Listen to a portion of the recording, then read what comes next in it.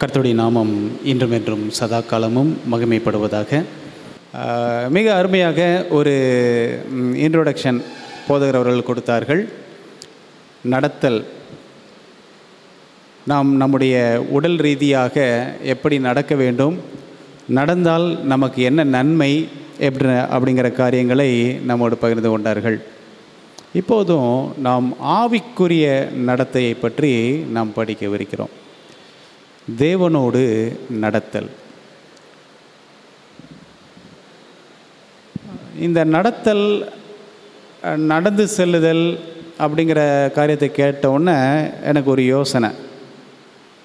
அதை நான் கூகுளில் சர்ச் பண்ணி பார்த்தேன். அதில் ஒரு ஆச்சரியமான ஒரு விஷயம் ஒன்று இருந்துச்சு. நீங்கள் ஒரு நாளைக்கு எத்தனை ஸ்டெப்பு வைக்கிறீங்கன்னு தெரியுமா?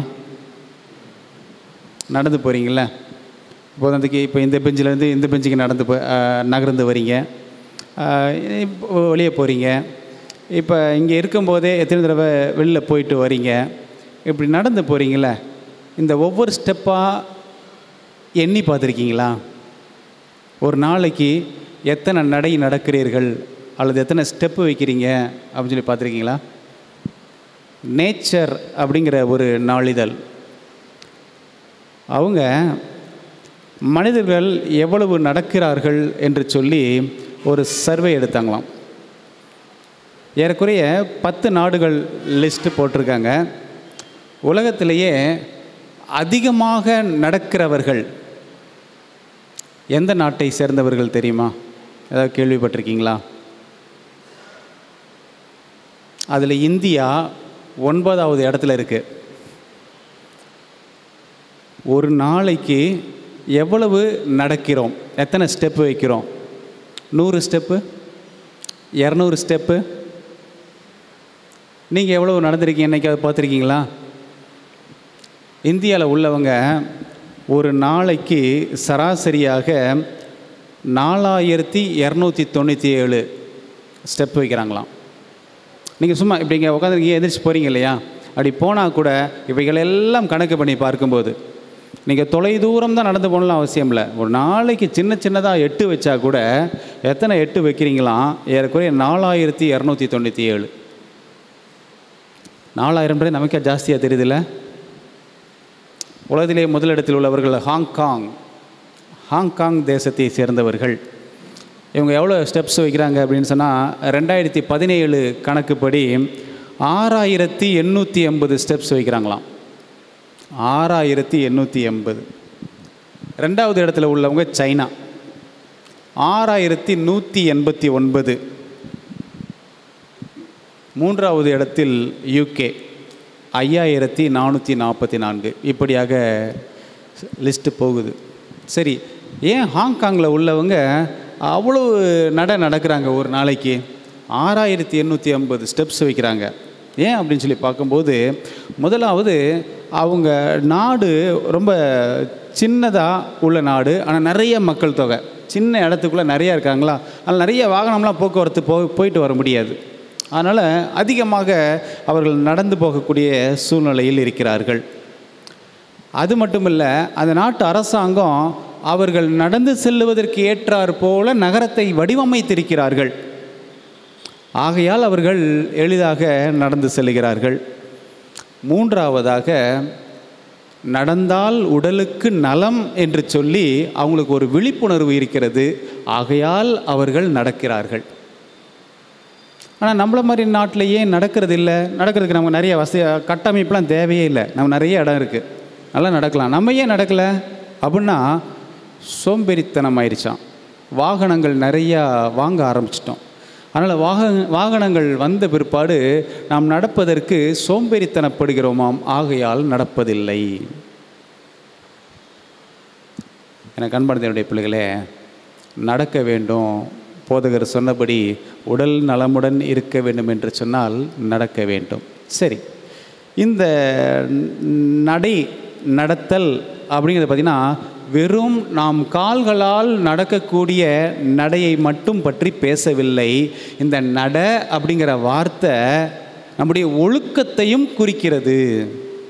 நட என்ற வார்த்தை ஒழுக்கத்தையும், நாம் எப்படி நடந்து கொள்ள வேண்டும், நம்முடைய குணங்களில் எப்படி நடந்து கொள்ள வேண்டும், உடல் ரீதியாக நடப்பது மட்டுமல்ல, அந்த நட அப்படிங்கிற வார்த்தை நாம் ஒழுக்க பிரகாரமாக மனதளவிலே குணநலத்திலே நாம் எப்படி நடந்து கொள்ள வேண்டும் என்பதை பற்றியும் அது பேசுகிறது. இன்னொன்று முக்கியமாக, ஏன் நாம் ஒழுக்க ரீதியாக நடந்து கொள்ள வேண்டும் அப்படின்னு சொன்னால், இந்த பூமியில் நான் மட்டும் வாழலைங்க, என்னை சார்ந்தவர்களும் வாழ்கிறார்கள். ஏன் என் நடை ஜாக்கிரதையாக இருக்க வேண்டும் என்று சொன்னால், நான் மட்டும் இந்த உலகத்தில் வாழவில்லை, என்னை போன்ற அநேக ஜனங்கள் இந்த உலகத்திலே வாழ்கிறார்கள். ஆகையால் அவர்களும் நலமுடன் வாழ வேண்டும் என்பதற்காக என்னுடைய நடை ஒழுக்கமாக இருக்க வேண்டும். என் கால் தான் நான் எப்படி வேணாலும் நடந்து கொள்ளலாம், ஆனால் என்னுடைய கால் இன்னொருவரை மிதிக்கும் என்று சொன்னால் அந்த நடையை நான் ஒழுங்குபடுத்த வேண்டும். என் கால் இன்னொருத்தர் மேலே படாத வரைக்கும் ஒன்றும் பிரச்சனை இல்லை, பட்டுருச்சுன்னா அது அவங்கள பாதிக்கும். ஆகையினால என்னுடைய நடை ஒழுங்காக இருக்க வேண்டும். சரி, மூன்றாவதாக, நான் தனியாக நடந்து போகிறேன்னா எப்படி வேணாலும் நடக்கலாம். வேகமாக நடக்கலாம், மெதுவாக நடக்கலாம், ரொம்பவும் அதிமெதுவாகவும் நடக்கலாம். ஆனால் என் கூட இன்னொருத்தர் வராங்கன்னு வச்சுக்கோமே, அவங்களோட நான் எப்படி நடந்து செல்வது? 2 பேர் ஒன்றாக இணைந்து செல்ல வேண்டும் என்று ஆசைப்படுகிறோம். நடந்து போயிட்டு இருக்கும் போதே நான் வேகமாக நடந்து போயிட்டேன்னு வச்சுங்களேன், இந்த சேர்ந்து நடக்கிறதுல என்ன பிரயோஜனம்?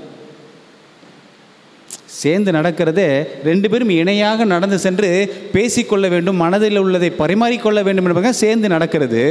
இதில் நான் மட்டும் முன்னாடி போயிட்டாலோ அல்லது நான் மட்டும் பின்தங்கிட்டாலோ அந்த சேர்ந்து நடை பண்ணுறதுல பிரயோஜனம் இல்லாமல் போயிடும். அப்படியானால் இருவர் ஒருமித்து போக வேண்டும் என்று சொன்னால் இருவரும் இணைந்து செல்ல வேண்டும், இருவரும் ஒன்றாக மன ஒப்பி நடந்து செல்ல வேண்டும். அதை தான் ஆமோஸ் ஒரு கேள்வி கேட்குறாரு. Amos 3:3, Amos 3:3. நான் இப்படியே பேசுகிறதை கேட்டுக்கிட்டே இருந்தேன்னு வச்சிங்களேன், தூங்கிடுவீங்க. அதனால் என்னோட சேர்ந்து நீங்கள் வசன வாசித்தா நலமாக இருக்குன்னு நான் நம்புகிறேன். ஆமோஸ் 3:3. 2 பேர் ஒருமனப்பட்டிருந்தால் ஒழிய ஒருமித்து நடந்து போவார்களோ? ஸோ மனம் ஒப்பி இருந்தால் தான் 2 பேரும் இணைந்து நடக்க முடியும். நல்லா யோசித்து பாருங்களேன். நாம் இங்கே ஆலயத்தை விட்டு செல்லும்போதும் கூட அல்லது இந்த வளாகத்தை சுற்றி வரும்போதும் கூட மனம் ஒப்பி இருந்தால் தான் 2 பேரும் இணைஞ்சி ஒருத்தரோட உரசி ஒருத்தரோட சாஞ்சி அப்படி நடந்து போவாங்க. பிடிக்கலன்னு வச்சுக்கிங்களேன், இந்த டோர் வழியாக ஒருத்தர் போனாக்கா அந்த இணையாக உள்ள இவர் இந்த டோர் வழியாக போயிடுவார். எதுக்கு நம்ம மூஞ்சை எதுக்கு பார்த்துக்கிட்டு அப்படின்னு சொல்லிட்டு அந்த நடையிலே வித்தியாசப்படும். ஒருவேளை ஒரே வாசல் தான் இருக்குதுன்னு சொன்னால் 2 பேர் ஒன்றாவே சேர்ந்து தான் நுழைய வேண்டியது இருக்குதுன்னு சொன்னால் முடிஞ்ச அளவுக்கு நடையை அப்படியே பின்னம் கட்டிடுறது, அப்படியே மெதுவாக அவங்கள போக விட்டு போகிறது. அல்லது அவங்க ஸ்லோவாக நடக்கிறாங்கன்னு தெரிஞ்சால் நம்ம விறுவிறுன்னு வேகமாக நடந்து வெளியே போயிடுறது. ஏன்? மனம் ஒப்பலை, பிடிக்கலை. அதே போல தான் பிடிக்கலைன்னு சொன்னாக்கா எங்கடா பார்த்து ஸ்தோத்திரம் பண்ணிடுவாங்களோன்னு சொல்லிட்டு மூஞ்சி திருப்பிடுவோம். எதுக்கு இந்த மூஞ்செல்லாம் பார்த்துக்கிட்டு அந்த ஸ்தோத்திரத்தை வேறு எதுக்கு வாங்கிக்கிட்டு? ஏன்? மனம் ஒப்பலை. ஆகையினால நடையும் சேர மாட்டேங்குது, கையும் சேர மாட்டேங்குது. ஆகையினால இங்கே பார்க்குறோம், 2 பேர் மனம் ஒருமனப்பட்டிருந்தால் ஒழிய ஒருமித்து நடந்து போவார்களோ? கடவுளாகவே இருந்தாலும் சரிதான், பிடிக்கலைன்னா பிடிக்கலை தான். ஞாபகம் வருதா யாருன்னு? கடவுளாகவே இருந்தாலும் சரிதான், என்ன தான் கூட நடந்து வரேன்னு சொன்னாலும் சரிதான், தேவையே இல்லை, பிடிக்கலை, போய் ஒளிஞ்சிக்கிறேன். பகலின் குளிர்ச்சியான வேளையிலே தேவன் உலாவுகிற சத்தத்தை கேட்டார்கள். இப்போ மனசு பிடிக்கலை, மரத்தின் பின்னே ஒளிந்து கொண்டார்கள். மனசு பிடிக்கலைனாக்கா கடவுளாக இருந்தால் கூட என்னங்க வேண்டாம். நன்றாக பாருங்கள், இந்த உலகத்தை தேவன் படைக்கும் போதும் கூட அவர் படைத்தார். அவருக்கு கீழாக இருக்கிறார்கள் மனிதர்கள். ஆனாலும் அவர்களோடு உறவாட வேண்டும் என்பதற்காக, அவர்களோடு மனவிட்டு பேச வேண்டும் என்பதற்காக அவர்கள் இருக்கும் தோட்டத்திலே அவர் தேடி வந்து உலாவ வந்தார். ஒன்று பேசணும்னு நினச்சிருந்தா அவர் என்ன பண்ணியிருக்கலாம்? தம்பிகளா அப்படியே கொஞ்சம் மேலே வாங்கடான்னு சொல்லிட்டு பரலோகத்துக்கு கூட்டு போய் அங்கே உட்கார வச்சுருக்கலாம், பேசிட்டு அனுப்பி விட்டுருக்கலாம். ஆனாலும் அவர்களுடைய இடத்தை கர்த்தர் தேடி வந்தார். அதனால தான் தேடி வந்த தெய்வம். அவர் தேடி வந்து அவர்களோடு உறவாட வேண்டும், மனவிட்டு பேச வேண்டும், இந்த உலகத்தை பற்றி அவர்களுக்கு சொல்லித்தர வேண்டும் என்று எத்தனையோ கனவுகளோடு அவர் ஒவ்வொரு நாளும் அவர்களோடு உறவாடி கொண்டிருந்தார். அன்றொரு நாள் வந்தது, அவர்களுக்கு பிடிக்கவில்லை, அந்த தேவனோடு உறவாட பிடிக்கவில்லை. அவர்கள் நடையிலிருந்து விலகினார்கள். தேவன் மாத்திரம் தனியாக உலாவினார். எனக்கு அன்பான தேவனுடைய பிள்ளைகளே, இப்போதும் நாமும் தேவனோடு உறவாட வேண்டும் என்பதற்காக தான் இந்த மதிய வேளையிலும் கூட நாம் சிலராக இங்கே வந்து ஒன்று கூடியிருக்கிறோம். தேவனோடு உறவாட வேண்டும் என்பதற்காக. அப்படியானால் தேவனோடு உறவாட வேண்டும் என்றால் அவருடைய நடையும் என்னுடைய நடையும் இணைந்து இருந்தால் தான் அந்த உறவு நலமாக இருக்கும். அவரும் நானும் ஒருமித்து இருந்தால் தான், அவருடைய மனசும் என் மனசும் ஒரே நேர்கோட்டில் ஒரு இணையான கோட்டில் இணைந்து இருந்தால் தான் அவரோடு சேர்ந்து அவருடைய வேகத்துக்கு நானும் என் வேகத்துக்கு அவருமாக இணைந்து நடக்க முடியும். அப்போ அங்கே பார்த்தோம், இணைஞ்சு நடக்கணும் அப்படின்னா மனசு ஒப்பணும்னு சொல்லி ஒன்றை பார்த்தோம். மனசு ஒன்றித்து இருந்தால் தான் இணைந்து நடக்க முடியும். அப்போ என் மனசும் தேவனுடைய மனசும் ஒன்றா? தேவன் சிந்திக்கிறத நான் சிந்திக்கிறேனா? அவர் விரும்புகிறத நான் விரும்புகிறேனா? எனக்கு அன்பான தேவனுடைய பிள்ளை, இப்போ இன்னொரு கேள்வி வருது, நான் விரும்புகிறத அவர் விரும்புவாரா? நான் யோசிக்கிறத அவர் யோசிப்பாரா? இங்கே ஒரு கான்ட்ராடிக்ஷன் வருது, ஒரு வேறுபடுதல், ஒரு வித்தியாசப்படுத்துதல் இங்கே நடைபெறுகிறது. அவருடைய மனசும் என் மனசும் ஒத்து போகலை. அதனால தான் அவரும் நாமும் பிரிஞ்சு கிடக்கிறோம். அவரை நம்மளால் பார்க்க முடியலை, மனசு ஒத்து போகலை. ஏன் ஒத்து போகலை? அந்த ஏதேன் தோட்டத்தில் ஏற்பட்ட கலவரம், அந்த கலவரத்துக்கு பிற்பாடு நாம் வந்தோம், அந்த கலவரம் இன்றும் தொடர்கிறது. ஆகையால் தேவனோடு என்னால் ஒருமித்து போகலை, ரெண்டு பேருடைய மனசும் தனித்தனியாக நிற்கிது. இப்போ கர்த்தர் சொல்கிறாரு, நீயும் நானும் இணைஞ்சி நடக்கிறதா இருந்தா, நீயும் நானும் இணைஞ்சி நடக்கிறதா இருந்தால் என் மனசு உங்ககிட்டையும் உன் மனசு என்கிட்டையும் இருக்கணும். அப்போ தான் இது ஒன்றாக முடியும் அப்படிங்கிறாரு. பாருங்கள், ஆதியாகமம் 24ஆம் அதிகாரம் 49வது வருஷம். ஆதியாகமம் 24:49. இந்த சம்பவம் எங்கே நடக்குது? ரெபேக்கால பெண் பார்க்க போன இடத்துல நடக்கக்கூடிய சம்பவம். இங்கே இந்த வார்த்தை தான் ரொம்ப முக்கியம். என்ன வார்த்தை? இப்பொழுதும் நீங்களும் என் எஜமானுக்கு தயையும் உண்மையும் உடையவர்களாய் நடக்க மனதுள்ளவர்கள் ஆனால். ஏற்கனவே நம்ம பார்த்தோம், இந்த நட அப்படிங்கிற வார்த்தைக்கு உடல் ரீதியாகவும் அர்த்தம் உண்டு, மன ரீதியாகவும் அர்த்தம் உண்டுன்னு சொல்லி பார்த்தோம். இங்கே நட அப்படிங்கிற வார்த்தை மன ரீதியான ஒரு அர்த்தத்தை பேசுகிறது. என்னது? என் எஜமானுக்கு தயையும் உண்மையும் உடையவர்களாய்.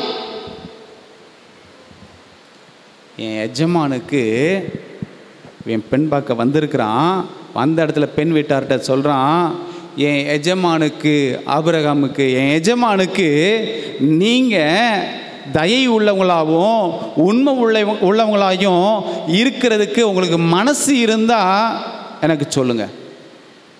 அப்போ இங்கே நட நடக்கை, நடத்தல் அப்படிங்கிற வார்த்தை நம்முடைய குணாதிசயத்தை சம்பந்தப்படுத்தி காட்டுகிறது. உண்மையும் உத்தமமாய் நடப்பதற்கு மனதுள்ளவர்களாய் இருந்தால்.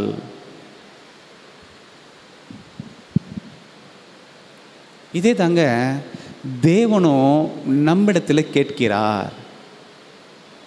நீங்கள் உண்மையும் தயை உள்ளவங்களாயும் இரக்கமுள்ளவர்களாயும் அன்புள்ளவர்களாயும் இருந்தால் என்னோடு நடக்க வரீங்களா அப்படின்னு கேட்குறார். ஏன்? நாம் தான் விலகி போனவர்கள், தயை குணத்தில் இருந்து விலகி போனவர்கள், இரக்கத்திலிருந்து விலகி போனவர்கள், அன்பிலிருந்து விலகி போனவர்கள். அந்த விலகிய இடத்திலிருந்து மீண்டும் கர்த்தர் அழைக்கிறார், நீங்கள் உண்மையும் உத்தமமாய் என்னோடு சேர்ந்து நடப்பதற்கு. பாருங்கள், ஆபிரகாம்கிட்ட பேசுகிறாரு கர்த்தர். ஆதியாகமம் 17ஆம் அதிகாரம் 1வது வசனம். ஆதியாகமம் 17:1.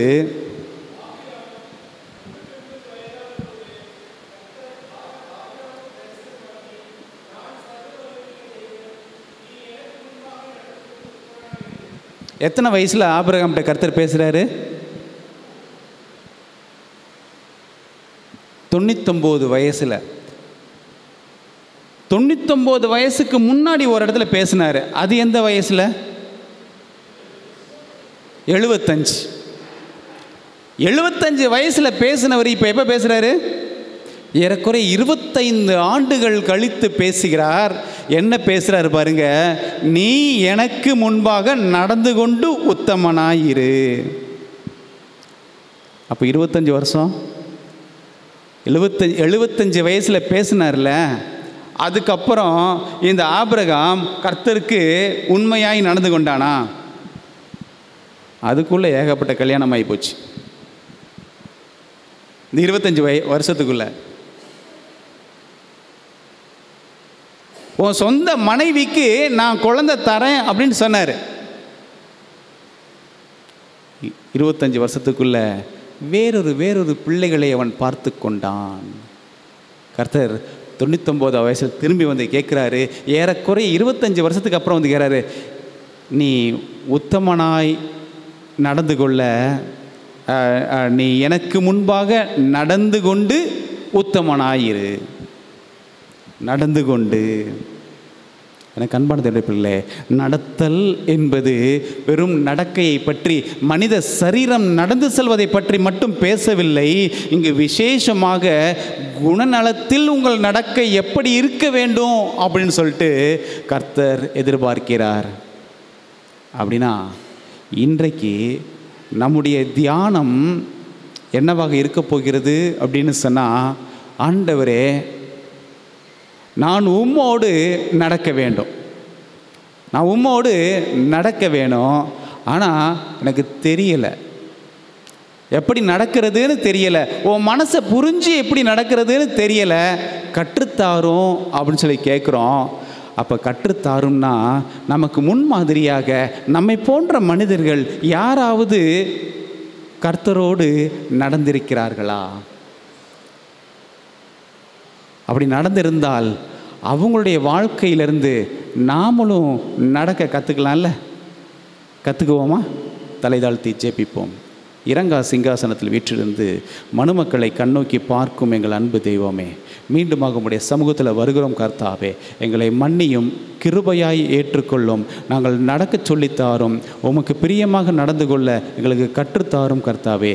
இந்த ஆராதனை முழுவதுமாக, இந்த செய்தி முழுவதுமாக கர்த்தர் எங்களோடு கூட இருக்க வேண்டுமாய் எங்கள் கர்த்தரும் இரட்சகருமான இயேசு கிறிஸ்துவின் இன்ப நாமத்தில் ஜெபிக்கிறோம் எங்கள் ஜீவ நல்ல பிதாவே, ஆமென். எபிரேயர் புஸ்தகத்தில் இருந்து அநேக உத்தமர்கள் தேவனோடு நடந்திருக்கிறார்கள்.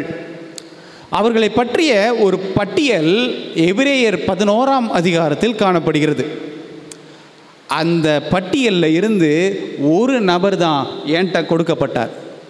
அந்த நபரிடத்திலிருந்து அவர் எப்படி தேவனோடு நடந்து கொண்டார் அப்படிங்கிற ஒரு விஷயத்தை நாம் கற்றுக்கொள்ள வேண்டும் என்று சொல்லி இந்த நேரத்தில் தியானிக்கும்படியாக இந்த பகுதி எனக்கு கொடுக்கப்பட்டது. எபிரேயர் 11:7. எபிரேயர் 11:7. யார் அந்த நபர்? நோவா. நோவா விசுவாசத்தினாலே தற்காலத்தில் காணாதவைகளை குறித்து தேவ எச்சரிப்பு பெற்று பயபக்தி உள்ளவனாகி தன் குடும்பத்தை ரட்சிப்பதற்கு பேழையை உண்டு பண்ணினான். பாருங்க, நோவாவை பற்றி பார்க்கும்போது இன்றைக்கு அநேகர் நோவா காலத்தில் நடந்த ஜலப்பிரளயத்தை நம்புவதில்லை. அது ஒரு கட்டுக்கதை என்று சொல்லுகிறார்கள். பிரளயம் வந்ததாம், இங்கே பூமியை மூழ்கடித்ததாம், அழித்ததாம் என்றெல்லாம் இது கட்டுக்கதைகள், நீங்கள் கடவுளை புரிந்து கொள்ள வேண்டும் என்பதற்காக சொல்லப்பட்ட கதை என்று சொல்லுகிறார்கள். ஆனால் இன்னொரு பகுதியில் விஞ்ஞானிகள், ஆராய்ச்சியாளர்கள், புதைபொருள் ஆராய்ச்சியாளர்கள் இவர்கள் ஒரு பக்கம் இல்லை அது உண்மைதான் அப்படின்னு நிறைய எவிடன்ஸ் கொடுக்குறாங்க. ஓகே, கர்த்தருக்கு சித்தம் இருந்தால் அந்த எவிடன்ஸ்லாம் என்னன்றது இன்னொரு நாள் நம்ம பார்க்கலாம். இன்றைக்கி நம்ம என்ன பார்க்க போகிறோம் அப்படின்னு சொன்னால், இந்த ஜலப்பிரளயம் நடந்தது உண்மை.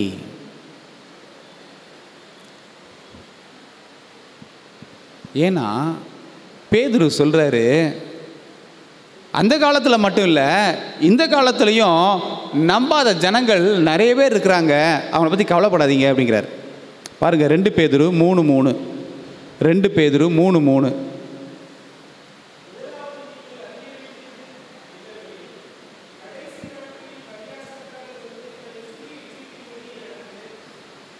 ஆமாம், முதலாவது நீங்கள் தெரிஞ்சிக்க வேண்டிய ஒரு விஷயம், உங்கள் விசுவாசத்தில் நீங்கள் நிலச்சி நிற்கிறதுக்கு முன்னாடி நீங்கள் அறிந்து கொள்ள வேண்டிய விஷயம் என்னென்னா, கடைசி நாட்களில் பரியாசக்காரர் வந்து தங்கள் சுய இச்சைகளின்படியே நடந்து, அவங்க சுய இச்சையின்படியே நடந்து அவர் வருவார் என்று சொல்லுகிற வாக்குத்தத்தம் எங்கே?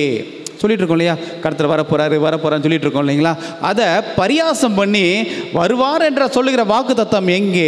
பிதாக்கள் நித்திரை அடைந்த பின்பு சகலமும் சிருஷ்டிப்பின் தோற்றம் முதல் இருந்த விதமாய் இருக்கிறதே என்று சொல்லுவார்கள். சிருஷ்டிப்பு நாளில் இருந்து இந்த பூமி எப்படி இருக்கோ அப்படித்தானையா இருக்கு, எங்கேயா அவங்க கர்த்தரை காணோம் அப்படின்னு சொல்லி அவர்கள் பரியாசம் செய்வார்கள். பூர்வ காலத்தில் தேவனுடைய வார்த்தையினாலே வானங்களும் ஜலத்தினின்று தோன்றி ஜலத்தினாலே நிலை கொண்டிருக்கிற பூமியும் உண்டாயினவென்பதையும், அப்பொழுது இருந்த உலகம் ஜலப்பிரளயத்தினாலே அழிந்தது என்பதையும் மனதார அறியாமல் இருக்கிறார்கள். அந்த பரியாசக்காரர்கள் இந்த சம்பவங்கள் எல்லாம், ஜலத்திலிருந்து ஜலம் உண்டாகி அங்கே பூமி உண்டாகி அது மீண்டும் ஜலத்தினால் அழிந்தது அப்படிங்கிறத மனதார அறிந்தும் மறுதலிக்கிறவராய் இருக்கிறார்கள். அவங்களுக்கும் தெரியும், யார் பரியாசம் பண்ணுகிறார்களோ, யார் அதை நம்பாமல் மறுக்கிறார்களோ அவங்களுக்கும் தெரியும் இது உண்மைன்னு. ஆனால் பரியாசக்காரர்கள் வேண்டுமென்றே அப்படி சொல்லுகிறார்கள். ஆகையால் இந்த ஜலப்பிரளயம் உண்மை. இப்போ அந்த ஜலப்பிரளயம் நாட்களில் இருந்த நோவா தேவனுக்கு உண்மையும் உத்தமனுமாய் இருந்தான். அவன் தேவனோடு நடந்தான். அப்படியானால் நமக்கு என்ன ஆசை? தேவனோடு நடக்க வேண்டும். அப்படியானால் நோவாவிடமிருந்து நாம் கற்றுக்கொள்வோம். நோவா எப்படி தேவனோடு நடந்து கொண்டான்? நோவா எந்த சூழ்நிலையில் தேவனோடு அவன் நடந்தான்? அந்த சூழ்நிலைகள் அவனுக்கு சாதகமாக இருந்ததா, பாதகமாக இருந்ததா? நோவாவின் சூழ்நிலை வேற, நம்ம சூழ்நிலை வேறையா? வேறெல்லாம் ஆராய்ந்து அவனுடைய நடக்கையை நாம் கற்றுக்கொண்டால் நிச்சயமாக நாமும் தேவனோடு நடக்க முடியும் என்று சொல்லி நாம் இங்கே பார்க்க போகிறோம். சரி, நம்ம எல்லாருக்கும் தெரியும் நோவாவின் சம்பவம் என்னன்றது தெரியும். அதை நம்ம விலாவாரியாக பார்க்க போகிறதில்ல. அந்த சம்பவத்தில் அவன் எப்படி நடந்து கொண்டான், அவனிடத்தில் மற்றவர்களும் எப்படி நடந்து கொண்டார்கள், அதற்கு மத்தியில் அவன் தேவனோடு எப்படி உறவாடினான், இதுதான் நம்ம கான்செப்ட். ஓகே, முதலாவது இந்த சம்பவத்திலிருந்து, நோவாவின் வாழ்க்கையிலிருந்து நாம் 4 பாடங்களை கற்றுக்கொள்ளப் போகிறோம். 4 பாடங்கள். ஓகே, முதலாவது இந்த சம்பவத்தில் நாம் கற்றுக்கொள்ளக்கூடிய பாடம், தேவனோடு நடத்தல் என்பது தேவனிடமிருந்து கிருபையை பெற்றுக்கொள்வதாகும். தேவனோடு நடத்தல்னு சொல்கிறோம் இல்லையா? அவருக்கு உண்மையாக இருக்கணும், அவருக்கு உத்தமமாக நடக்கணும். என்ன உண்மை, என்ன உத்தமம், நான் என்ன செய்யணும், எப்படி நடந்தா, எப்படி பேசினா, எப்படி குணாதிசயை வெளிப்படுத்தினா அது தேவனோட நடத்தலுக்கு சமமாக இருக்கும். ஸோ வெறுமனே தேவனோட நடத்தல்னா கையை பிடிச்சிட்டு கடை ஆண்டவரே என் கையை பிடிச்சிக்கங்க, நீங்கள் என் கையை பிடிச்சிக்கங்க, நான் உங்கள் கையை பிடிச்சி 2 பேரும் நடப்போம், அது இல்லைங்க. என்ன நடத்தல்? நோவா என்ன நடந்தான்? தேவனோடு நடத்தல் என்பது தேவனிடமிருந்து கிருபையை பெற்றுக்கொள்ளுதல். பாருங்க, உங்களுக்கு என்ன வேணும் அப்படின்னா, நீங்கள் தேவனோடு நடக்கணும்னு சொன்னால் அவர் கிருபையை பெற்றுக்கொள்வதற்கு நீங்கள் பாத்திரம் உள்ளவர்களாய் ஆக வேண்டும். தேவனிடத்திலிருந்து கிருபையை பெற்றுக்கொள்வதற்கு பாத்திரவான்களாய் இருக்க வேண்டும். கிருபை வேணும். என்ன கிருபை வேணும்? பாருங்கள், நோவா வாழ்க்கை என்ன நடந்துச்சு. ஆதியாகமம் 6:5-6. மனுஷருடைய அக்கிரமம் பூமியிலே பெருகினது என்றும் அவன் இருதயத்து நினைவுகளின் தோற்றம் எல்லாம் நித்தமும் பொல்லாததே என்றும் கர்த்தர் கண்டு தாம் பூமியிலே மனுஷனை உண்டாக்கினதற்காக கர்த்தர் மனஸ்தாபப்பட்டார். அது அவர் இருதயத்துக்கு விசனமாயிருந்தது. கர்த்தர் தான் உலகத்தை படைத்தார். ஆசையாக படைத்தார். தனக்கு வேண்டும் என்று விரும்பி படைத்தார். அவர் தம்முடைய வாயாலேயே சொல்கிறாரு, இந்த பூமியை மனுஷனை உண்டாக்கினதற்காக மிகவும் வருத்தப்பட்டாராம். மிக மிக வருத்தப்பட்டாராம், மனஸ்தாபப்பட்டார், கலங்கி போனார். ஏண்டா இவனை படைச்சோம் அப்படின்னு சொல்லிட்டு. நம்ம பாருங்கள், எவ்வளோ பெரிய ஆட்கள் நாமெல்லாம். தேவனவே கதி கலங்க விட்டவங்க. நாம் சாதாரண ஆட்கள் கிடையாது. நம்ம அவரவே மிரண்டு போகிற அளவுக்கு ஆக்குனவங்க நாம். அவர் இருதயம் விசனமாய் இருந்தது. அப்படியானால் நோவா இருந்த காலத்தில் இன்றைக்கு நாம் எப்படி உணர்கிறோமோ அதே மாதிரி தான் அவருடைய சூழ்நிலையும் இருந்தது. இந்த உலகம் மிகவும் பொல்லாததாக இருந்தது. கடவுளவே விசனப்படுத்தும் அளவிற்கு இந்த உலகத்தார் நடந்து கொண்டிருந்தார்கள். அவருடைய நினைவுகள் நித்தமும் பொல்லாப்பாக இருந்தது. அக்கிரமம் பெருகியது. இதில் வேற அன்னைக்கு வேத புஸ்தகம் கிடையாது, பைபிள் கிடையாது, அன்னைக்கு ஆலயம் கிடையாது, எதுவுமே கிடையாது. அவன் இஷ்டத்துக்கு வாழ்ந்தான். அவன் மனசுக்கு எது சரின்னு படுதோ அப்படி வாழ்ந்துருக்கிறாங்க. அப்படிப்பட்ட சூழ்நிலையில் தான் இன்றைக்கு நாமும் இருக்கிறோம். அப்படியானால் நோவா ஒரு நல்ல சாதகமான சூழ்நிலையில் வாழலைங்க. எல்லாருமே ஒழுக்கமாக நடக்கக்கூடிய ஒரு உலகத்தில் அவர் இல்லை, நாசமாக போன உலகத்தில் தான் அவரும் வாழ்ந்து கொண்டிருந்தார். மத்தேயுல கர்த்தர் சொல்கிறத பாருங்கள். மத்தேயு 24:37 வாசிக்கிறேன். நோவாவின் காலத்தில் எப்படி நடந்ததோ அப்படியே மனுஷகுமாரன் வரும் காலத்திலும் நடக்கும். எப்படியெனில், ஜலப்பிரளயத்துக்கு முன்னான காலத்திலே நோவா பேழைக்குள் பிரவேசிக்கும் நாள் வரைக்கும் ஜனங்கள் புசித்தும் குடித்தும் பெண் கொண்டும் பெண் கொடுத்தும் ஜலப்பிரளயம் வந்து அனைவரையும் வாரிக்கொண்டு போகும் மட்டும் உணராதிருந்தார்கள். அப்படியே மனுஷகுமாரன் வரும் காலத்திலும் நடக்கும். அப்படின்னா நோவா வாழ்ந்த காலத்துக்கும் நாம் வாழ்கிற காலத்துக்கும் ரொம்ப வித்தியாசமே இல்லைங்க. ரெண்டும் ஒரே மாதிரியாக இருக்கிறது. அப்படியானால் நான் தேவனோடு நடந்து கொள்ள வேண்டும் என்று சொன்னால் எனக்கு ஒரு முன் உதாரணமாக நோவாவின் வாழ்க்கை எனக்கு சற்று பொருத்தமாக இருக்கும் என்று நான் நம்புகிறேன். இந்த காலத்தில் நாம் கடவுளுக்கு உண்மையாக இருக்க முடியுமா என்ற ஒரு கேள்வியை கேட்போம் என்று சொன்னால் முடியும் என்பதுதான் பதில். அதற்கு உதாரணம் நோவா. சரி, இப்போ நோவாவுக்கு கர்த்தருடைய கண்களில் கிருபை கிடைத்தது. வசனம் அப்படி தானே சொல்லுது. அங்கே உலகம் முழுவதும் அவர்கள் அழிவுக்கு ஏதுவாக நடந்து கொண்டார்கள். கர்த்தர் இந்த பூமியை அழிக்க திட்டமிட்டார். ஜலத்தினால் முற்றிலுமாக அழிப்பதற்கு திட்டமிட்டார். நோவாவுக்கோ கர்த்தருடைய கண்களில் கிருபை கிடைத்தது. அப்படியானால் ஏன் கிடைச்சிச்சு? நோவாவுக்கு மட்டும் ஏன் கர்த்தருடைய கண்களில் கிருபை கிடைத்தது? பாருங்க, அங்கே வசனம் சொல்லுது, நோவாவின் வம்ச வரலாறு. நோவா தன் காலத்தில் இருந்தவர்களுக்குள்ளே நீதிமானும் உத்தமனுமாயிருந்தான். நோவா தேவனோடே சஞ்சரித்து கொண்டிருந்தான். ஓகே, அங்கே பார்க்குறோம், நோவாவுக்கு கர்த்தருடைய கண்களில் கிருபை கிடைத்ததா. ஏன் கிடைத்ததுன்னா, அவன் அன்றைக்கு வாழ்ந்தவர்களில் உத்தமனும் சன்மார்க்கனுமாக நீதி உள்ளவனாக அவன் வாழ்ந்தானாம். அவன் உண்மையும் நீதி உள்ளவனாக கர்த்தரோடு சஞ்சரித்து கொண்டிருந்தான். ஆங்கில வேதாகம் சொல்லுது வாக்டு வித் காட் அப்படின்னு சொல்லுது. நடந்து கொண்டிருந்தான், சஞ்சரித்து கொண்டு கடவுளோடு உறவாடி கொண்டிருந்தான். பொல்லாத உலகத்தில் தேவனோடு உறவாட முடியும். நாம் அநேக வேளைகளில் சொல்கிறோம், என் குடும்ப சூழ்நிலையில் என்னால் கடவுளுக்கு பிரியமாக நடக்க முடியாதுங்கன்னு சொல்கிறோம். ஓப்பன் ஸ்டேட்மெண்ட் கொடுக்குறோம். நான் வேலை பார்க்குற இடத்துல இருக்கிற சூழ்நிலை பூரா அஞ்ஞானிகளாக இருக்கிறாங்க, தேவனை அறியாத ஜனங்களாக இருக்காங்க, என்னால் வாழ முடியலைங்கன்றான். நம்ம இருக்கிற பகுதியில், நான் இருக்கிற தெருவில், நான் வாழ்கிற ஏரியாவில் பொல்லாதவங்களாக இருக்கிறாங்க, என்னால் வாழ முடியாது அப்படின்னு சொல்கிறோம். கடவுளுக்கு பிரியமாலாம் இருக்கிறது ரொம்ப கஷ்டங்க. என் டிபார்ட்மெண்ட்டில் எல்லாரும் லஞ்சம் வாங்குறாங்க, என்னால் அந்த இடத்துல உத்தமனாக இருக்க முடியலைங்கன்னு சொல்கிறோம். ஆனால் நோவா அன்றைக்கு வாழ்ந்தவர்களுக்கு மத்தியில் உத்தமனாய் நீதிமானாய் வாழ்ந்தான்னு சொல்லி போட்டிருக்கே. அப்போ வாழ முடியும். நம்ம சாக்கு போக்கு சொல்கிறோம், நம்ம பாவம் செய்வதற்கு பிரியமாக இருக்கிறோம், ஆகையால் நாம் சாக்கு போக்கு சொல்கிறோம், இருக்க முடியாது, சூழ்நிலைகள் என்னை கெடுத்துருதுன்னு சொல்கிறோம்.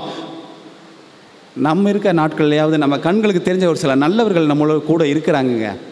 ஆனால் நோவாவை பார்க்கும்போது, நோவாவை சுற்றி எத்தனை பேர் நல்லவன் இருந்தான்? ஒருத்தையும் கூட இல்லை. அவன் குடும்பத்தை தவிர ஒருத்தையும் கூட கிடையாது. ஜலம் எத்தனை பேரை விட்டு வச்சிச்சு? 8 பேரை மாத்திரம், அவன் குடும்பத்தை மாத்திரம். அப்போ இவர்களை சுற்றி யாருமே நல்லவனே கிடையாது. நல்லவர்களே இல்லாத உலகத்தில் அவன் நல்லவனாக வாழ்ந்தான் என்று சொன்னால், கண்டிப்பாக நாமும் இதே பொல்லாத உலகில் தான் வாழ்ந்து கொண்டிருக்கிறோம். நம்மளாலையும் நல்லவர்களாக, தேவனுக்கு பிரியமாக, உண்மையும் உத்தமனாக வாழ முடியும் என்பது தான் இங்கே நிதர்சனம். அப்படியானால் முடியாதுன்னு சொல்கிறோன்னு சொன்னால் நமக்கும் அந்த பாவம் செய்ய விருப்பம் இருக்கிறது என்று அர்த்தம். அதனால தான் சாக்கு போக்கு தேடிட்டு இருக்கோம். அதனாலன்னு சொல்லிட்டு காரணங்காரியங்களை காட்டி என்னால் முடியாதுன்னு சொல்லி நாம் பேசிக்கொண்டிருக்கிறோம். சரி, தொடர்ந்து செல்வோம். இப்போ கர்த்தருடைய கண்களில் நோவாவுக்கு கிருபை கிடைத்தது. கர்த்தருடைய கண்களில் நோவாவுக்கு கிருபை கிடைத்தது. எதனால கிருபை கிடைத்தது? வசனத்தை பார்க்கும்போது பார்த்தா அங்கே சொல்லுது, அவன் வாழ்ந்த ஜனங்களுக்கு மத்தியில் உண்மையும் நீதிமானுமாக வாழ்ந்தான் இருக்கு. அப்போ நீங்களும் நானும் உண்மையும் நீதிமானுமாக இருந்தால் கர்த்தருடைய கிருபை கிடைக்குமா? நீங்கள் ஆமான்னு சொல்லுவீங்கன்னு சொன்னால் அது கிரியையினால் தேடக்கூடிய ரட்சிப்புன்னு ஆகிடும். நம்ம நல்லது செஞ்சால் கர்த்தர் கண்களில் கிருபை கிடைக்கும், புண்ணியம் செஞ்சால் நமக்கு கர்த்தருடைய கண்கள் கிருபை கிடைக்கும். அந்த கான்செப்டுக்கு போயிடுவோம். சாத்தான் நம்மளை தவறாக வழி நடத்திடுவான். அப்போ நான் என் சரீர பிரகாரமாக, என் எண்ணத்தின்படி நான் நல்லது செஞ்சு கிருபையை ஏர்ன் பண்ண முடியாது. நான் நல்லவனாக நடந்து அவருடைய கிருபையை பெற்றுக்கொள்ள முடியாது. அப்படின்னா நோவா எப்படி பெற்றுக்கொண்டான்? அவருடைய கிருபை கிடைத்தது, நல்லவனாக நடந்தான். புரியுதுங்களா? நம்ம மாற்றி புரிஞ்சிருக்கோம். நன்மை செஞ்சால் கிருபை கிடைக்கும்னு நினச்சோம். இல்லை, கிருபை கிடைச்சா நன்மை செய்யலாம். அதான் வேதம் சொல்கிறது. ஏன்? நம்முடைய மனசு நித்தமும் பொல்லாதது. வானத்துக்கு கீழே ரோமரில் சொல்லுவார், வானத்துக்கு கீழே ஒருவனாகிலும் நீதிமான் இல்லை. வானத்துக்கு கீழே ஒருவனாகிலும் நீதிமான் அப்படியானால் யாருக்கு கர்த்தருடைய கிருபை கிடைத்ததோ அவர்கள் உண்மையும் உத்தமமாய் நடந்து கொண்டார்கள். அப்போ யாருக்கு கிருபை கிடைக்கும்? யாருக்கு கிருபை கிடைக்கும்? எல்லா பொல்லாதவனுக்கும் கிடைக்கும். எவன்லாம் கெட்டவனோ, எவன்லாம் தன்னை பாவின்னு சொல்கிறானோ, அத்தனை பாவிக்கும் அத்தனை பொல்லாங்கனுக்கும் கர்த்தருடைய கிருபை கிடைக்கும். ஏன்? யோவான் 3:16 என்ன சொல்லுது? தேவன் தம்முடைய ஒரே பேரான குமாரனை விசுவாசிக்கிறவன் ஒருவனாகிலும் கெட்டு போகாமல் எல்லாரும் நித்திய ஜீவனை அடைய வேண்டும் என்பது தேவனுடைய பிரியமாக இருக்கிறது. அவர் ஏன் மனுஷகுமாரனை கொடுத்தாரு அப்படின்னா, ஒருவனும் கெட்டு போகக்கூடாது. அப்படி என்ன சொல்கிறோம்? என்ன அர்த்தம்? ஒருவனும் அழிஞ்சு போயிடக்கூடாது. தேவன் கொடுக்க போகிற அந்த தண்டனையில் இருந்து, பாவத்தின் தண்டனையிலிருந்து ஒருத்தன் கூட அழிஞ்சு போயிடக்கூடாது. அப்படின்னா ஒரு பொல்லாதவன் கூட சாகக்கூடாது. எல்லோருக்கும் கிருபை. அப்படின்னா இங்கே நல்லவன் கெட்டவன் நீதிமான் அநீதிமான் அப்படிலாம் இல்லை. கர்த்தருடைய கிருபை எல்லோருக்கும் கொடுக்கப்பட்டது. அப்படின்னா யாரெல்லாம் எனக்கு கிருபை கிடைத்திருக்கிறது, அந்த கிருபையினால் நான் தேவனோடு நடக்கப் போகிறேன் முடிவெடுக்கிறானோ அவன் பழைச்சான். அப்போ அந்த பொல்லாத ஜனங்கள், நோவா காலத்தில் வாழ்ந்தாங்களே, பூமி முழுவதும் பொல்லாதவர்கள், அந்த பொல்லாத கூட்டம் முழுவதும் பொல்லாங்கனாய் நடந்து கொண்டிருக்கும் போது தேவனுடைய கிருபை அத்தனை பேருக்கும் இறங்கியது. அத்தனை பேருக்காகவும் அவர் வாக்குத்தத்தம் கொடுத்தார். உங்களுக்காக ஒரு தேவாட்டுக்குட்டி பலியாக போகுதுன்னு சொல்லிட்டு அங்கே நோவா காலத்தில் வாழ்ந்த அத்தனை பொல்லாதவனுக்கும் கிருபை இறங்கியது. ஆனால் நோவா மாத்திரம்தான் அந்த கிருபையை பற்றி கொண்டான். நோவா மாத்திரம்தான் அந்த கிருபையை பற்றி கொண்டான். ஆகையால் அவன் கர்த்தருக்கு உண்மையும் உத்தமனுமாக நடந்தான். இதுவரைக்கும் நம்ம என்ன புரிஞ்சுக்கிட்டோம்னா, அவன் நீதிமானும் உத்தமனுமாக இருந்தான், ஆகையால் கிருபை கிடைத்தது, கர்த்தருடைய கண்களில் கிருபை கிடைத்தது நினச்சிட்டு இருந்தோம். இல்லை, அவருடைய கிருபை. ஏன்னா வானது கீழே ஒருவனாகிலும் நீதிமான் இல்லை. அப்போ நோவாவும் நீதிமான் இல்லை, பொல்லாதவர்களாக தான் இருந்தான். ஆனால் எப்போ அவன் உண்மையும் உத்தமமும் நீதிமானுமாய் மாறினான்னா, அவருடைய கிருபையை அவன் பெற்றுக்கொண்ட போது, ஆமாம் எனக்கு கொடுக்கப்பட்ட கிருபை அது எனக்கானது என்று அவன் கை நீட்டி பெற்றுக்கொண்ட போது, ஏன்னா கர்த்தர் பாரபட்சம் பார்க்கிறவர் அல்ல. நோவா எனக்கு வேணும், இவன் வேணாம், அவன் வேணாம், கர்த்தர் ஒதுக்குறவர் அல்ல. நோவாவுக்கு காட்டப்பட்ட கிருபை அத்தனை பொல்லாங்கனுக்கும் கொடுக்கப்பட்டது. ஆனால் இந்த பொல்லாங்கனாகிய நோவா அந்த கிருபை எனக்கு தான் சொல்லி பெற்றுக்கொண்டான். அப்படின்னா நோவா தேவனோடு நடப்பதற்கு அவன் எடுத்துக்கொண்ட முதல் முயற்சி தன்னை பாவி என்று ஒத்துக்கொண்டான். தன்னை பாவி என்று ஒத்துக்கொண்டான். ஆகையால் அவருடைய கிருபை வேண்டும் என்று நினைத்தான். ஆகையால் அவனுக்கு கிருபை கிடைத்தது. அப்போ நான் பாவின்னு நான் ஒத்துக்கணும். அநேக வேளைகளில் நம்முடைய தவறுகள் சுட்டி காட்டப்படும் போதெல்லாம் நாம் காரண காரியங்கள் சொல்லி கொண்டிருக்கிறோம். நான் ஏன் அந்த தப்பை பண்ணேன்னா அது காரணம் வச்சுருக்கோம். நான் அதை ஏன் செஞ்சேன்னா காரணம் வச்சுருக்கிறோம். காரணம் சொல்கிற வரைக்கும் நாம் நம்முடைய பாவத்தை உணர்கிறவர்கள் அல்ல. நாம் நம்முடைய பாவத்தை ஒத்துக்கொள்கிறவர்கள் அல்ல. அப்படியானால் நான் பாவத்தை ஒத்துக்கொள்ள வேண்டும். அப்படி ஒத்துக்கொள்ளும் போது அப்போ எனக்கு ஒரு உதவி வேணும்னு எனக்கு தெரிய வரும். அப்போ எனக்கு ஒரு உதவி வேணும்னு சொல்லும்போது என்ன உதவி?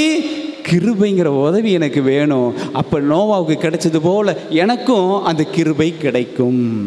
அப்படினால் யாரெல்லாம் தேவனோடு நடக்க வேண்டும் என்று விரும்புகிறீர்களோ அவர்கள் ஒவ்வொருவரும் கிருபை வேண்டும் என்று சொல்லி கிருபையை பெற்றுக்கொள்வதற்கு ஒரே தகுதி நீங்கள் பாவியாக இருக்க வேண்டும். அந்த பாவத்தை ஒத்துக்கொள்ள வேண்டும். நோவா தன்னை பாவி என்று ஒத்துக்கொண்டான். தன்னுடைய பாவத்துக்கு பரிகாரம் வேண்டும் என்று ஆசைப்பட்டான். கர்த்தரை அவன் அந்த கிருபை வேண்டும் என்று பெற்றுக்கொண்டான். ஆகையால் எனக்கு அன்பான தேவனுடைய பிள்ளைகளே, முதல்ல நாம் தேவனோடு நடப்பதற்கு அவருடைய கிருபையை பெற்றுக்கொள்ள பாத்திரமாய் நான் மாற வேண்டும். சரி, ரெண்டாவது பாடம். முதல் பாடம் என்ன? நான் தேவனோடு நடக்க வேண்டும் என்றால் அவருடைய கிருபையை பெற்றுக்கொள்ள நான் தகுதியாக வேண்டும். சரி, ரெண்டாவது, தேவனோடு நடப்பது என்றால் தேவனை விசுவாசிப்பது ஆகும். தேவனோடு நடப்பது என்றால் வெறுமனே கையை பிடிச்சி நடக்கிறது இல்லை, அவர் மீது விசுவாசம் வேண்டும். சரி, நம்ம பார்க்குறோம் அது எபிரேயர் 11ஆம் அதிகாரம் 6வது வசனத்தில், விசுவாசம் இல்லாமல் தேவனுக்கு பிரியமாயிருப்பது கூடாத காரியம், ஏனென்றால் தேவனிடத்தில் சேருகிறவன் அவர் உண்டென்றும் அவர் தம்மை தேடுவர்களுக்கு பலன் அளிக்கிறவர் என்றும் விசுவாசிக்க வேண்டும். இப்போ விசுவாசம், எனக்கு விசுவாசம் வேணும். நான் தேவனுக்கு பிரியமாக அவரோடு நடக்க வேண்டும் என்று சொன்னால் எனக்கு இப்போ ரெண்டாவது என்ன வேணும்னா, எனக்கு விசுவாசம் வேணும். எப்படி விசுவாசம் வரும்? நம்ம ஏற்கனவே படிச்சிருக்கோம். விசுவாசம்னா என்ன? காணாததை நம்புவது. காணாததை நம்புவது விசுவாசம். அமெரிக்கா இருக்கா? நம்புறீங்களா? ஏன் நம்புகிறோம்? ஆனால் அமெரிக்கா போயிருக்கீங்களா? போகலை, ஆனால் நம்புகிறோம். ஏன்? எப்படி? அது இருக்குன்னு பல சான்றுகள் இருக்குது. நமக்கு நம்பிக்கைக்குரியவங்களாம் போயிட்டுலாம் வந்திருக்கிறாங்க. ஆக நான் போகாட்டினாலும் அமெரிக்கா இருக்குன்னு நான் நம்புகிறேன். இதுக்கு பேர் நம்பிக்கை. சான்றுகளோடு நான் நம்பக்கூடிய நம்பிக்கை. பரலோகம் இருக்கா? பரலோகம் நம்மள்கிட்ட சொல்கிறவனும் பார்த்ததில்லை, நம்மளும் பார்த்ததில்லை. உங்கள் போதகர் பார்த்துருக்காரா பரலோகத்தை? போதகர் பார்த்துருக்காரா? ஏறக்குறைய யாருமே பார்க்கலங்க. ஆனால் பரலோகம் இருக்குன்னு எல்லாரும் சொல்லிக்கிட்டே இருக்காங்க. நம்புகிறோம் பார்த்தீங்களா? காணாததை நம்புவது விசுவாசம். அப்படியானால் நோவா தேவனோடு நடந்தான். எப்படி நடந்தான்? அவன் அடுத்த தகுதி என்னன்னா விசுவாசம். விசுவாசம் இருந்தால் நீங்கள் தேவனோடு நடக்கலாம். சரி, ஒன்று என்ன சொல்லுவோம் அப்படின்னாக்கா, ஆமாம் பரலோகம் இருக்கு நான் நம்புகிறேன், அது விசுவாசம். இயேசு கிறிஸ்து இருக்காரு நான் நம்புகிறேன், அது விசுவாசம். அவர் எனக்காக மரித்தான்றதை நம்புகிறேன், நான் விசுவாசம். அப்போ விசுவாசம் எனக்கு வந்துருச்சா? அதே 6ஆம் வசனம் சொல்லுகிறது, அந்த விசுவாசம் எப்படி இருக்க வேண்டுமா அல்லது எப்படி வருமா? வாசிக்கிறேன். தேவனிடத்தில் சேருகிறவன் அவர் உண்டு என்றும் தம்மை தேடுகிறவர்களுக்கு பலன் அளிக்கிறவர் என்றும் விசுவாசிக்க வேண்டும். சும்மா விசுவாசிக்க கூடாது. அவர் இருக்காரு மட்டும் விசுவாசிக்க கூடாது. எப்படி விசுவாசிக்க வேண்டுமா? அவர் உண்டு என்று விசுவாசிக்க வேண்டும், அவர் இருக்கிறார் என்று விசுவாசிக்க வேண்டும். ஆமாம், அதான் நான் இருக்காருன்னு விசுவாசிக்கிறேன்ல, அப்புறம் என்ன அப்படின்னு கேட்டிங்கன்னா, அதுக்கு தொடர்பாக அடுத்து என்ன சொல்கிறாருன்னா, தேடுகிறவர்களுக்கு, அவரை தேடுகிறவர்களுக்கு. அவர் இருக்காருன்னு மட்டும் இல்லை, நீங்கள் யாரெல்லாம் அவரை தேடுறீங்களோ, எதுக்கு? சார் எனக்கு ஒரு வீடு வேணும், அதற்காக தேடுகிறேன். எனக்கு ஒரு கார் வேணும், அதற்காக தேடுகிறேன். நான் வியாதியில் கஷ்டப்படுறேன், அந்த வியாதியிலிருந்து விடுதலை, அதுக்காக அவரை தேடுறேன். உங்களுடைய சரீர பிரகாரமான உலக பிரகாரமான தேவைகளுக்காக தேடுதல் தேவனை தேடுதல் அல்ல. உங்கள் சரீர பிரகாரமான உங்களுடைய வியாதிகளுக்காக நீங்கள் தேடுகிற விதம், அந்த தேடுதலை அவர் சொல்லவில்லை. பாருங்க, சாத்தானும் தேவன் உண்டென்று விசுவாசிக்கிறான். அப்படிதானே? சாத்தானும் விசுவாசிக்கிறான். அவன் முதல் பகுதியை விசுவாசிக்கிறான், அவர் உண்டென்று விசுவாசிக்கிறான். ஆனால் தேடுகிறவர்களுக்கு பலனளிப்பார் அப்படிங்கிறத விசுவாசிக்கலை. அவரை தேடுகிறவர்களுக்கு பலனளிப்பார் அப்படிங்கிறத விசுவாசிக்கலை. ஆகையால் கர்த்தரிடத்திலிருந்து அவன் விலகி போனான். ஆனால் நோவா கர்த்தரை விசுவாசித்தான். அதே நேரத்தில் அவரை தேடவும் செஞ்சான். எப்படி தேடினான் தெரியுங்களா? கர்த்தர் ஒரு நாள் வந்தார், அவன்கிட்ட வந்து சொன்னார், இந்த உலகம் பொல்லாததாக இருக்கிறது, நித்தமும் அதோட நினைவெல்லாம் பொல்லாததாக இருக்குது, அதுக்காக நான் ரொம்ப மனஸ்தாபப்படுறேன், அதை நான் அழிக்க போகிறேன் அப்படின்னு சொன்னார். இந்த உலகத்தை நான் அழிக்க போகிறேன் அப்படின்னு சொன்னார். அப்புறம் சொன்னார், ஒரு பேழையை கட்டு, இதை தண்ணினால தான் அழிப்பேன், ஆனால் அந்த பேழையை செஞ்சு நீ போய் உள்ளே உட்காந்துக்கிட்டீனாக்கா நீ மட்டும் காப்பாற்றப்படுவ அப்படின்னு சொன்னார். எனக்கு கண்பார்ந்த ரெண்டு பிள்ளைகளே, இந்த நோவா கர்த்தரை தேடினான். ஆண்டவரே, நானும் பொல்லாதவன் தானே, நான் ஒன்றும் யோக்கியம் கிடையாது, நான் ஒன்றும் நீதிமான் கிடையாது, நானும் அழுக்கானவன் தானே அப்படின்னு சொன்னபோது தேவனுடைய கண்களில் நோவாவுக்கு கிருபை கிடைத்தது. அவன் தேடினான், நானும் பொல்லாதவன் தான், நானும் பாவம் செய்கிறவன் தான், நானும் அநீதிமான் தான் சொல்லிட்டு எனக்கு இரக்கம் கிடைக்காதான்னு சொல்லிட்டு பாவத்திலிருந்து விடுதலைக்காக அவரை தேடினான். கர்த்தருடைய கண்களில் அவனுக்கு கிருபை கிடைத்தது, அவனுக்கு ஒரு பேழை கிடைத்தது. அப்போ நோவா செஞ்ச ரெண்டாவது காரியம் கர்த்தரை தேடினான். அப்படியானால் நீங்களும் நானும் ஆத்தும ரட்சிப்புக்காக கர்த்தரை தேடுவோம் என்று சொன்னால் அது தேவனோடு நடத்தல். சும்மா நானும் நடக்கிறேன் கையை பிடிச்சி நடக்கிறது நடத்தல் அல்ல. என் மனசும் என் தேவனோடு உள்ள மனசும் இணைஞ்சி இருக்கா? எப்படி செக் பண்ணலாம்? முதல்ல அவருடைய கிருபையை பெற்றுக்கொள்பவனாக நான் செக் பண்ணலாம். ரெண்டாவது, அவர் தேடுறவனாக, என் பாவத்துக்கான பரிகாரியாக. ஆண்டவரே, நான் ஒவ்வொரு பிரசங்கம் கேட்கும் போதெல்லாம் நான் மாறணும்னு ஆசைப்பட்றேன், என் பாவமெல்லாம் வெளிப்படுது, நான் திருந்தணும்னு ஆசைப்பட்றேன். பிரசங்கம் முடிஞ்சு கேட்டை தாண்டி வெளியே போனோன்னே பழைய மனுஷனாகவே இருக்கேன் சாமி.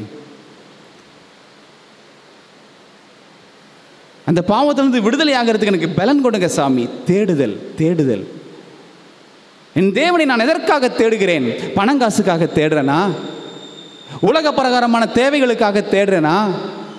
அவனை விட நான் உயர்ந்து காட்டணுன்றதுக்காக தேடுறேனா? போட்டி பொறாமைக்காக தேடுறேனா? எதற்காக என் தேவனை தேடுகிறேன்? என் குணம் மாறணுன்றதுக்காக தேடுறேனா? தேடுங்கள், அப்பொழுது கண்டடைவீர்கள். எதை? காசு பணத்தை காணா போட்டுட்டு தேடக்கூடாது, அது தேடினா கிடச்சிரும். அவர் தேட சொன்னது உங்கள் ஆத்ம ரட்சிப்புக்காக தேவனுடைய தேவையை தேடுங்கள் என்று சொன்னார். அப்போ நான் தேவனோடு நடக்கணும், தேவனோடு நடக்கிறேன் அப்படின்னா முதல்ல கிருபையை பெற்றுக்கொள்ள தகுதியுள்ளவனாக மாற வேண்டும். ரெண்டாவது, விசுவாசம் உள்ளவனாக மாற வேண்டும். அந்த விசுவாசம் எப்படிப்பட்ட விசுவாசம்? நான் யாரை நம்புகிறேனோ, யாரை விசுவாசிக்கிறேனோ அவரை தேடுவதாக நான் காணப்பட வேண்டும். என்ன தேவைக்காக? உலக பிரகரண தேவைக்காக மட்டுமல்ல, என் ஆவிக்குரிய தேவைக்காகவும் அவரை தேடக்கூடியவனாக மாறினால் நான் தேவனோடு நடக்கிறேன், தேவனோடு சஞ்சரிக்கிறேன் என்று அர்த்தமாம். மூன்றாவதாக தேவனோடு நடத்தல் அப்படின்னா என்ன? தேவனோடு நடத்தல் அப்படின்னா தேவனோடு வேலை செய்தல். தேவனோடு வேலை செய்தல். நானும் நடக்கிறேன் அப்படின்னு சொல்லிட்டு இணையாக நடந்து போகிறது, வெறுமனே நடக்கிறது நடத்தல்ல. மாறாக என் தேவன் என்ன வேலை செய்கிறாரோ அந்த வேலையில் நானும் பங்கு கொள்பவனாக இருக்க வேண்டும். தேவனுடைய வேலை என்ன?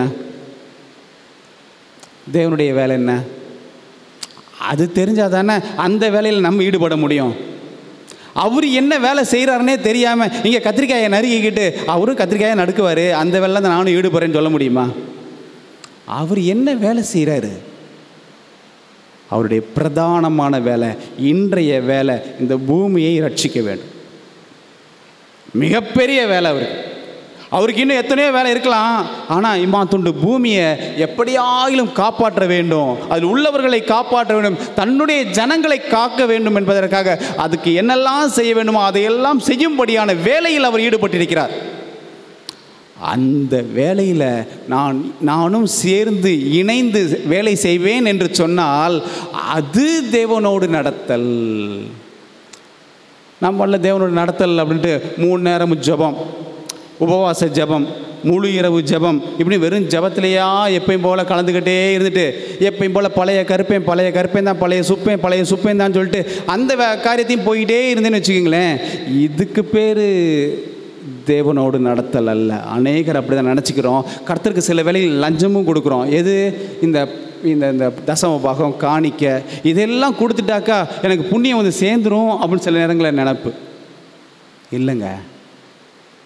வெறும் ஜெபமும் வெறும் ஆலயத்துக்கு வருதலும் வெறுமனே காணிக்கை போடுதலும் மாத்திரம் அங்கே தேவனோடு நடத்தல் அல்ல. மாறாக என்னுடைய குணநலன்களை தேவனுடைய குணநலனுக்கு ஒத்ததாக மாற்றி அவருடைய ரட்சிப்பின் திட்டத்தில், அவருடைய ரட்சிப்பின் வேலையில் என்னையும் ஒரு பகுதியாக்கி அந்த வேலையில் ஈடுபடுவேன் என்று சொன்னால் அது தேவனோடு சஞ்சரித்தல், அது தேவனோடு நடத்தல்.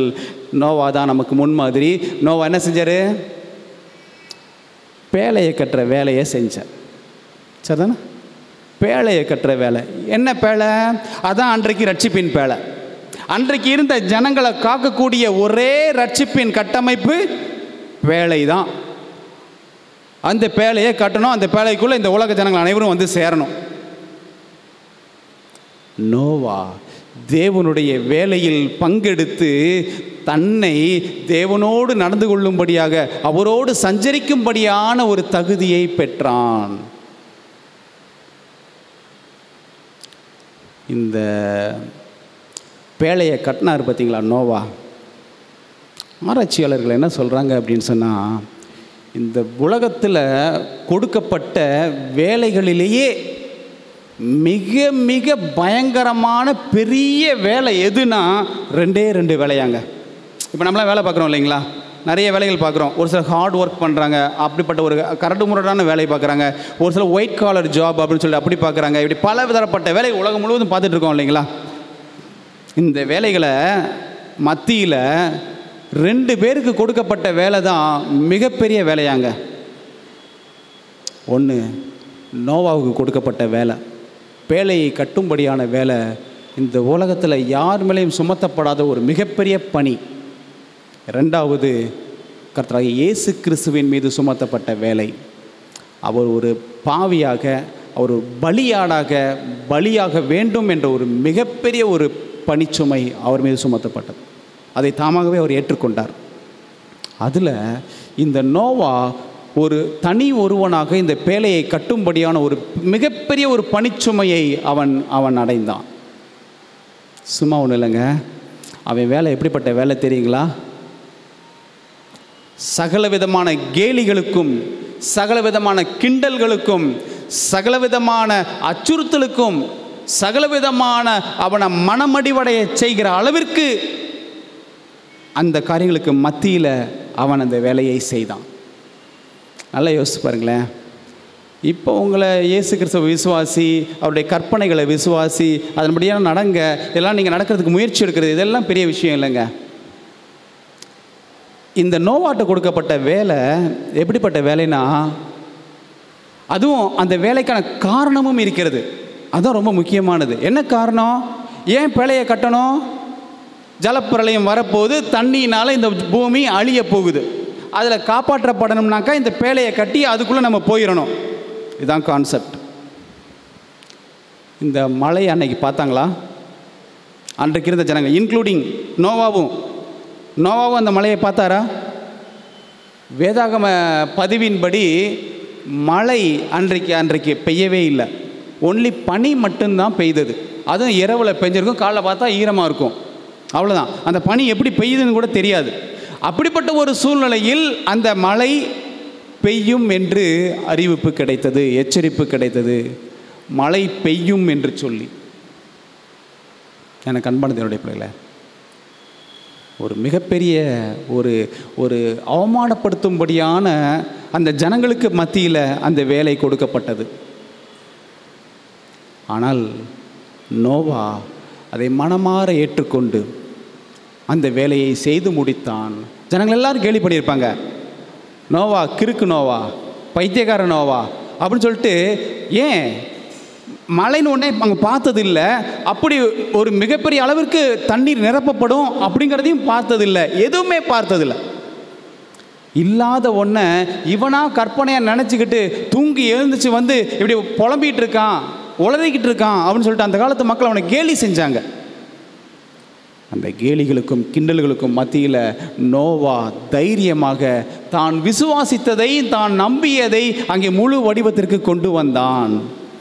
எவ்வளவு அவமானங்கள் வந்தாலும் சரி, எவ்வளவு எதிர்ப்புகள் வந்தாலும் சரி, அவனுடைய மன உறுதியை குலைக்கும்படியான எப்படிப்பட்ட ஒரு சந்தர்ப்பங்கள் ஏற்பட்டாலும் சரி, எல்லாவற்றையும் ஒதுக்கி வச்சுட்டு நான் தேவனுடைய ஊழியத்தை செய்கிறேன் என்ற ஒரே விசுவாசத்தோடு அவன் அந்த வேலையை செய்தான். தேவனோடு நடத்தல் என்று சொன்னால் ரட்சிப்பின் திட்டத்தில், அந்த ரட்சிப்பின் ஊழிய பணியில் உங்களுக்கு எப்படிப்பட்ட அவமானங்கள் வந்தாலும் சரிதான், எவ்வளவு எதிர்ப்புகள் வந்தாலும் சரிதான், அத்தனையும் சாதகமாக்கி அதை தேவனுக்கென்று செய்து முடிப்பது தான் தேவனோடு சஞ்சரித்தல், தேவனோடு நடத்தல். அந்த அடுத்தது அந்த அந்த அந்த வேலையை அவன் எப்படி செஞ்சானா, விசுவாசத்தோட மட்டும் இல்லை, விடாமுயற்சியோடு செஞ்சான். அது ரொம்ப முக்கியம். நீங்கள் ஒரு செயலை எடுத்துட்டு ஒரு 10 நாள் செஞ்சுட்டு சோர்வடைஞ்சிட்டு பாதியிலே விட்டுட்டு போகிறீங்கன்னு சொன்னால் அதுக்கு பேர் செயல்திறன் அல்ல. நோவா அத்தனை விதமான கிண்டல் கேலிகளுக்கு மத்தியில் ஒரு நாள் இல்லை, 2 நாள் இல்லை, 120 வருடங்கள் அந்த ஊழியத்தில் ஈடுபட்டிருந்தான். நீங்களும் நானும் இந்த ஊழியத்துக்குள்ளே எப்போ வந்தோம், எத்தனை நாட்கள் அதை செய்து கொண்டிருக்கிறோம், இதில் நமக்கு எத்தனை விதமான எதிர்ப்புகள், எத்தனை விதமான மனச்சோர்வுகள், நீங்கள் என்ன யோசிக்கிறீர்கள்? செய்வதா ஓடிவிடுவதா? நோவா ஓடலங்க, கடைசி வரைக்கும் செய்து முடித்தான். அதற்கு காரணம் அவன் தேவன் மேல் வைத்த ஒரே விசுவாசம், ஒரே விசுவாசம். ஸோ கடைசியாக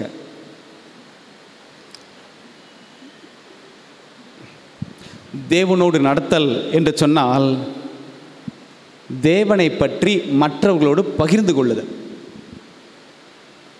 தான் என்ன விசுவாசிக்கிறோமோ, தான் எதற்காக வேலை செய்கிறோமோ அந்த வேலையை, அந்த செய்தியை மற்றவர்களோடு பகிர்ந்து கொள்ளுதல். நோவா வெறும் பேழையை மட்டும் கட்டலை, மாறாக அவன் நீதியை குறித்து பிரசங்கம் பண்ணினான்.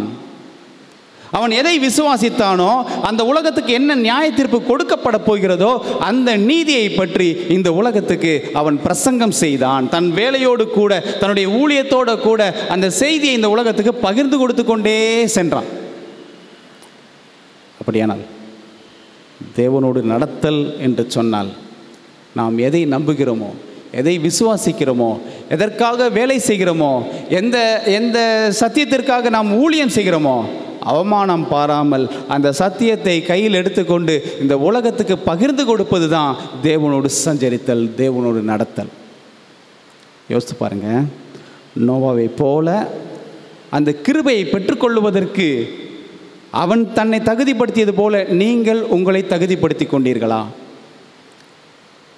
இந்த நோவா தனக்கு எப்படிப்பட்ட விசுவாசம் அவர் உண்டென்றும் அவருடைய கிருபையை அவரோடு சஞ்சரிப்பதற்கு அவன் எடுத்துக்கொண்ட முயற்சியும் நோவா செய்தது போல நீங்களும் நானும் செய்கிறோமா? அப்படியானால் நோவா தேவனோடு சஞ்சரித்தான், தேவனோடு நடந்தான் என்று சொன்னால் உங்களாலும் என்னாலும் நடக்க முடியும். கண்டிப்பாக தேவன் நம்மோடு கூட இருக்கிறார், ஆவியானவர் நம்மோடு கூட இருக்கிறார், அவர் நமக்கு பலன் தருவார். ஆகையால் தேவனோடு நடத்தல் என்பது தேவனிடமிருந்து கிருபையை பெற்றுக்கொள்வது. தேவனோடு நடப்பது என்பது தேவனை விசுவாசிப்பது. தேவனோடு நடப்பது என்பது தேவனோடு வேலை செய்வது. தேவனோடு நடப்பது என்பது தேவனை பற்றி மற்றவர்களோடு பகிர்ந்து கொள்வது. இந்த 4 செயல்பாடுகள் செஞ்சோம் அப்படின்னா நோவா தேவனோடு சஞ்சரித்தான் என்று சொன்னால் நீங்களும் நானும் தேவனோடு சஞ்சரிப்போம், தேவனோடு நடப்போம். கர்த்தர் நம்மை ஆசீர்வதிப்பாராக. ஆமென்.